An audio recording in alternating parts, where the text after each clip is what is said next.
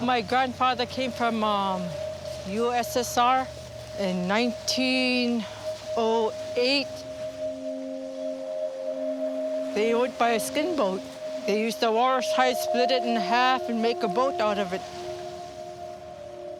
Sur cette plage américaine, Tatal se promène à moins de 90 km de la Russie. I think Russia's way, I guess, this way. Ici, à la pointe de l'Alaska, Américains et Russes se touchent du doigt. Dans ce bout du monde, qu'on appelle le détroit de Bering, vivent 40 000 Inuits. Ta est américaine, mais une partie de sa famille est russe. The Russian government and even our government prevent us from going over because of the international date line. It's just an imaginary line, that's it, preventing us from not seeing our relatives over there. Pendant des milliers d'années, les ancêtres d'États se sont déplacés librement entre les États-Unis et la Russie. Mais depuis la guerre froide, le peuple inuit vit coupé en deux. If they catch a whale in Big Diomede, they would call people from Wells, Diomede, and maybe in Russia, and they would all get together and harvest that whale and have a big celebration. It's free, you know. No, it's not. Dans le détroit de Bering, les vestiges de la guerre froide façonnent le paysage. En 1947, les grandes oreilles américaines surveillent l'ennemi tout proche, les soviétiques. En face, sur la rive russe, des bases militaires sortent de terre. Entre les deux blocs, la tension monte. La frontière est verrouillée. Soudainement infranchissable, la mer de Bering se transforme en rideau de glace. De nombreuses familles inuites sont séparées. Aujourd'hui, 30 ans après la fin du conflit, la frontière est toujours fermée. Le peuple inuit vit de chaque côté du détroit, sur deux planètes différentes.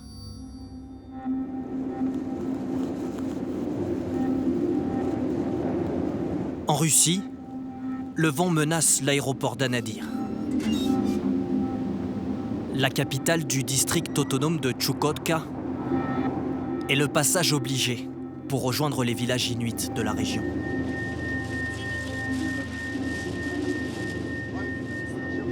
Roman Kayom et sa famille espèrent pouvoir rentrer chez eux, sur la côte, à 400 km de là. Il y a un vol tous les 3 jours. Mais comme souvent, ce matin, il est annulé. Le vent souffle trop fort.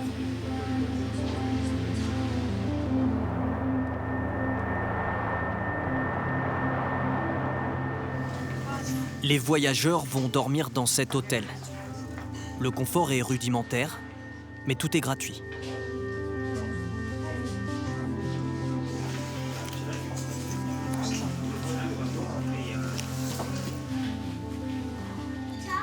Хоть бы причесалась.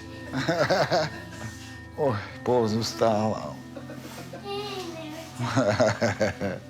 Сейчас птичка вылетит оттуда. А месяцами другие здесь. Certains passent ici des mois. Это ж город ветров. Anadyr, c'est la ville des vents et des tempêtes de neige. Вот здесь. Une fois tous les 2 ans, l'État russe offre un billet d'avion à tous les habitants de Tchoukotka. Un héritage de l'époque soviétique qui leur permet d'aller partout en Russie. Roman et sa famille reviennent de Crimée. Я даже первый раз вот C'est la première fois de ma vie que je partais en vacances, материк. В этом que j'allais году. ailleurs en Russie. Но только Et c'est uniquement à cause de mes dents. Je voulais les soigner. C'est pour ça que j'y suis allé. Потому что Moi, je ne voulais pas partir.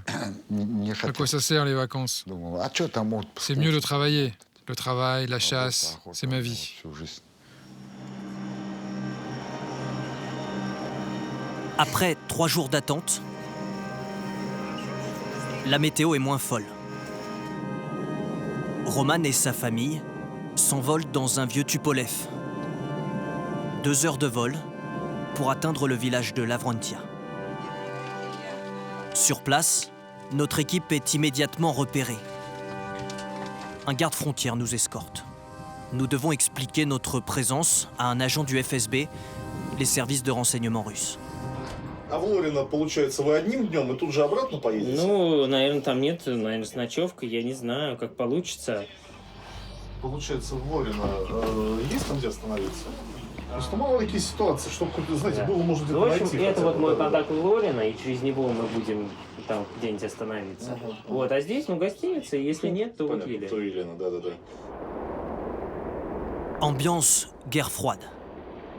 La frontière est sous haute surveillance. Dans le détroit de Bering, des pêcheurs russes essaient parfois de traverser jusqu'en Alaska. Il y a eu 2 tentatives l'année dernière. Dans la ville de Nome, côté américain, un avion se pose tous les matins à 10h30. Hello, Checker Cab. Barry here.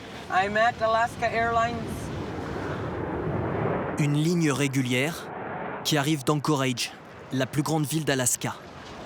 Une centaine de passagers débarquent. Is somebody gonna come get you guys? Okay, okay.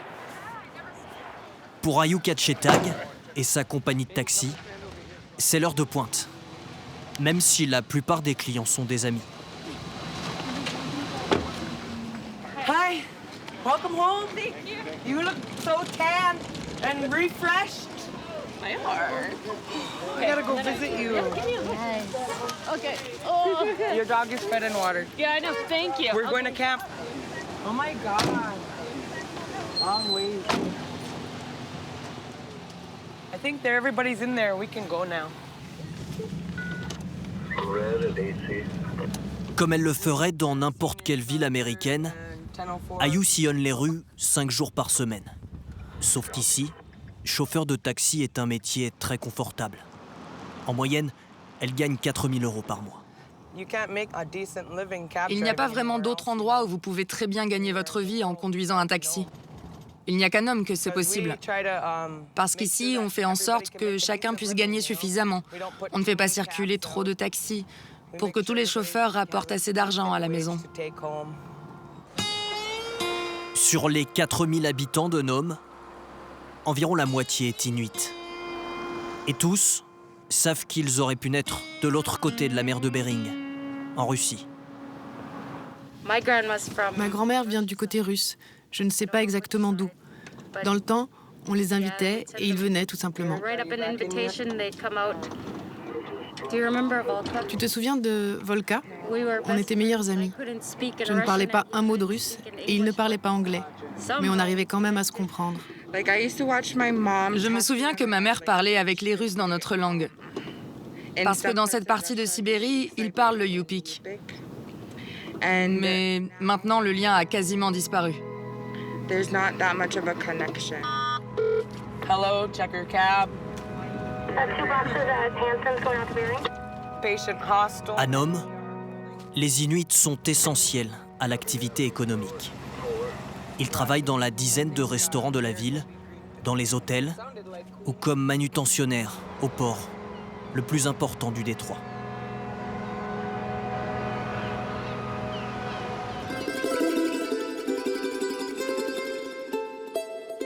Sur la rive russe, les Inuits, installés sur un territoire stratégique, étaient considérés comme gênants par le pouvoir soviétique. Dans le village de Lorino, vivent les déplacés de la guerre froide. Des familles rassemblées ici pour laisser la place ailleurs sur la côte aux soldats de Moscou. Rosa Touloun vit dans le détroit de Bering depuis plus de 70 ans. Le village d'où je viens, c'est Akani, un village de chasseurs. Il n'y a que des soldats maintenant là-bas. Vous vous souvenez, quand ils fermaient les villages, qu'ils considéraient sans perspective? C'est pour ça qu'ils nous ont déplacés ici, à Lorino.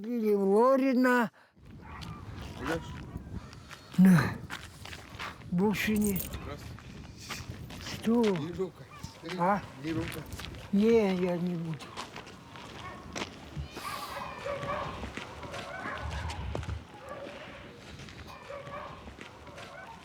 C'est mon neveu. Il est très gentil, mais il boit énormément. C'est d'ailleurs un très bon chasseur, mais l'alcool l'empêche de travailler. Dans la région de Tchoukotka, le taux d'alcoolisme est 6 fois supérieur au reste de la Russie. Désœuvrement et dénuement économique n'aident pas. À l'Orino, l'une des principales sources de subsistance est la chasse. J'ai appris la maçonnerie, mais depuis tout petit, ici, je chasse. Alors, j'en ai fait mon métier. Gennady Maïni parcourt la banquise depuis plus de 30 ans. À cette époque de l'année, fin mai, la glace est fine. Là où je viens de passer, c'est dangereux.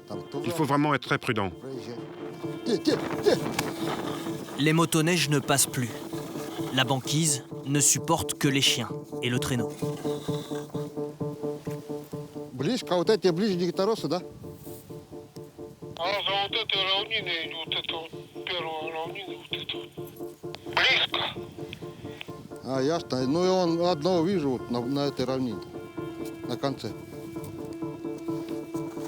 Les peuples autochtones sont les seuls autorisés à chasser le phoque.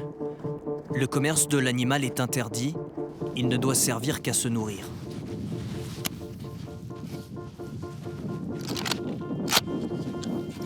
Je vais tirer dans cette direction. Il est où le phoque? Là-bas.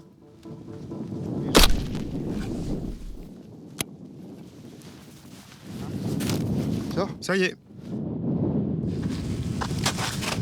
La chasse est indispensable pour les Inuits russes. Chaque année, dans le village de l'Orino, ils ont le droit de tuer 400 phoques.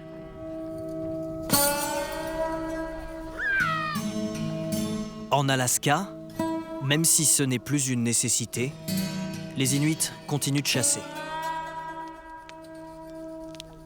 Bernadette Elevan ne veut pas que les traditions se perdent. Les hommes s'occupent de la chasse quand la mer le permet. Et quand ils ramènent quelque chose, une fois à terre, c'est aux femmes de s'en occuper.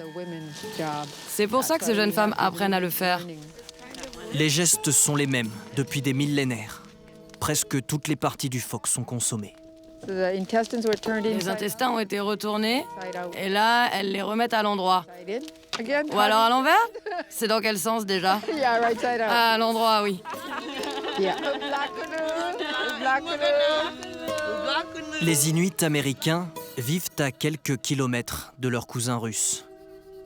Mais ici, la frontière est infranchissable. Pour se rencontrer, ils sont obligés de faire le tour du monde. Alors à la fin des années 80, Bernadette et son mari Jim Stimfel ont eu une idée un peu folle. I think this is when you went by yourself. These pictures. Oh yeah, this was the first time an American plane landed in Providencia. These were Alaska Airlines officials trying to determine if the runway would be hard enough to land a jet. Le couple veut permettre à des familles séparées par la guerre froide de se retrouver. Pendant des mois, ils remuent ciel et terre pour convaincre Russes et Américains d'autoriser un vol. Gorbatchev et Reagan ont eu une entrevue en Islande, à Reykjavik. Ils avaient entendu parler de nous et de notre projet d'ouvrir la frontière. Et à un moment, Gorbatchev lève son verre et dit à Reagan, « Peut-être qu'un jour, on sera amis. » Et puis le Wall Street Journal est venu à Nome. Je leur ai parlé de notre idée d'organiser un vol vers la Russie. Quelques jours plus tard, le patron d'Alaska Airlines m'appelle et il me dit « Jim, on n'a pas dit qu'on était d'accord pour aller en Russie, mais maintenant que c'est à la une du Wall Street Journal, on est obligé de le faire. » Le 13 juin 1988, alors que le mur de Berlin est toujours debout, 82 Américains, dont une quarantaine d'Inuits, franchissent le rideau de glace pour atterrir en Russie. C'était un jour exceptionnel pour nous. Personne n'avait pu aller là-bas depuis 1948. On a rencontré beaucoup de monde. Il y a eu des danses, des chants. Et on s'est rendu compte que tout le monde avait des liens familiaux. Pour nous, les Inuits, des deux côtés de la frontière, c'est très important de partager nos danses et nos traditions. Cela permet d'entretenir ces liens familiaux. Le réchauffement du détroit de Bering n'a pas duré. Au gré des changements politiques, la frontière s'est refermée. Mais sur chaque rive, les Inuits continuent de danser. Ces chants sont le dernier refuge de leur langue, l'inupiaq. Et Tatal ne manque jamais une occasion de faire résonner cette tradition. L'Inuit américaine a de la famille en Russie, mais la barrière de la langue rend la communication impossible. De chaque côté de la frontière, le dialecte commun a presque disparu. En Russie, dans le village de Lorino, nous retrouvons Rosa Touloun. C'est la cousine d'État. Les deux femmes ne se sont pas parlé depuis des années. Avec un interprète, nous arrangeons un coup de téléphone. Allô? Allô? Алло. Hello. Алло. Я хочу разговаривать с тобой. Это Роза Васильевна, Тулун, Лорина, Чукотка. How are you? It's Rosa from Lorino. Where are you now? Where are you now, Etta? I am in Nome, Alaska. Я сейчас хорошо слышу. It's been so long. I'm so glad I can talk to you and hear your voice once again. I wish I can be with you, but my heart is with you and my prayers is with you. Rosa, how's your other son, Gennady? Он был на гонках, он 3 место занял. Это до Анадыря, на собаках. Can you hear us? Плохая связь, ужасная. Ну, ее услышали. Услышали, да. Меня хоть услышала, нет? Думаю, что да. Même si elle est loin, je sens qu'elle est proche de moi. Je n'oublierai jamais ce moment. Il existe un lien entre eux et nous, et on doit tout faire pour le conserver. Je regrette la frontière, et en même temps pas vraiment. On ne peut pas laisser entrer n'importe qui. Ce serait le chaos. On est entouré d'envieux, de gens jaloux, parce qu'on a un très bon président. Vladimir Vladimirovitch Poutine.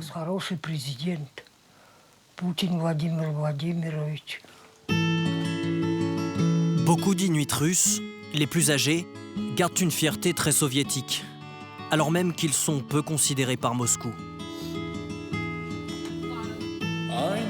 Sur la rive américaine, Nome est une terre démocrate dans un État trumpiste. Les Inuits y sont rongés par le passé ségrégationniste de la ville. Ayu, la chauffeuse de taxi, a grandi dans la peur.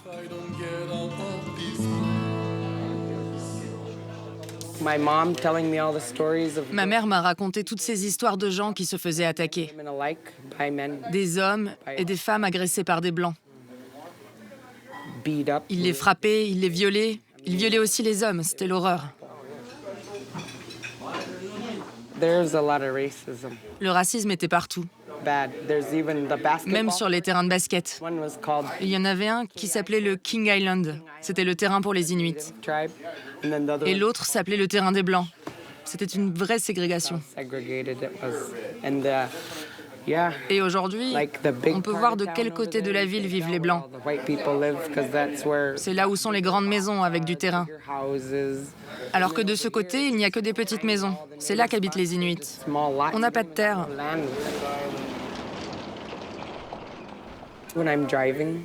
Quand je conduis, je vois bien que les gens pensent être meilleurs que moi.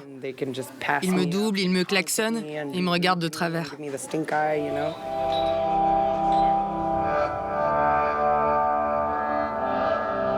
En Alaska, comme dans le reste des États-Unis, la ségrégation n'est abolie qu'en 1964.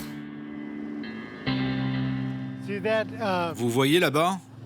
Ce chemin? C'est là qu'on va. Depuis, le gouvernement fédéral rend progressivement des terres aux Inuits.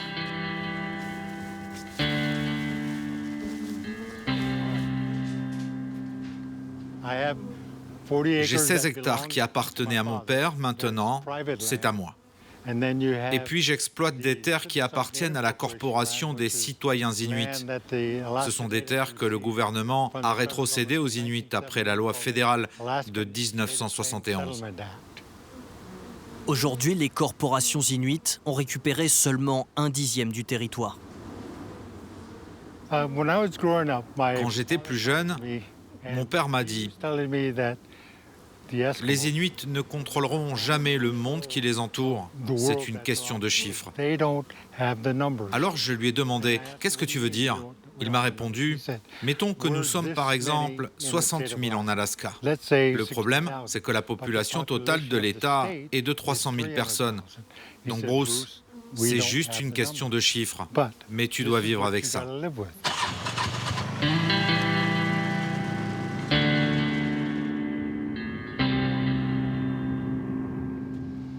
Sur ces terres que lui prêtent les corporations inuites,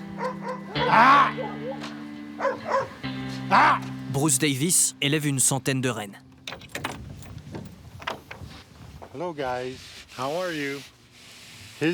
Son nom est Willy Bully. C'est un renne mâle. Et ça, c'est Ron, la reine. C'est une femelle. Ce ne sont pas des animaux de compagnie, mais ils sont presque domestiqués. Ces rennes viennent de Chukotka. Ils ont été introduits en 1890. Les rennes de Bruce viennent donc de Russie. À la fin du 19e siècle, ils permettent de nourrir les milliers de chercheurs d'or venus de tout le pays pour faire fortune en Alaska. Depuis cette époque, les Inuits participent au développement économique de la région. Et aujourd'hui, ils ont le droit au même confort que n'importe quel Américain. Aujourd'hui, j'ai reçu des multiprises et une petite radio, et aussi une montre. Je trouve ça dingue qu'on puisse recevoir une commande ici, en 3 à 7 jours. Avant, il fallait attendre que la barge arrive. Et la barge, ce n'était jamais avant mai ou juin. Avec Amazon, ça arrive le jour d'après.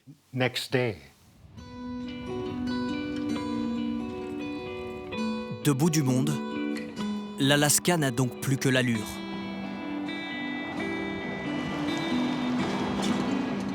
Sur chaque rive du détroit de Bering, ce soleil d'été qui ne se couche jamais vraiment semble être la seule chose que partagent toujours les Inuits. En Russie, l'Empire soviétique et sa chute n'ont fait qu'empirer leurs conditions de vie.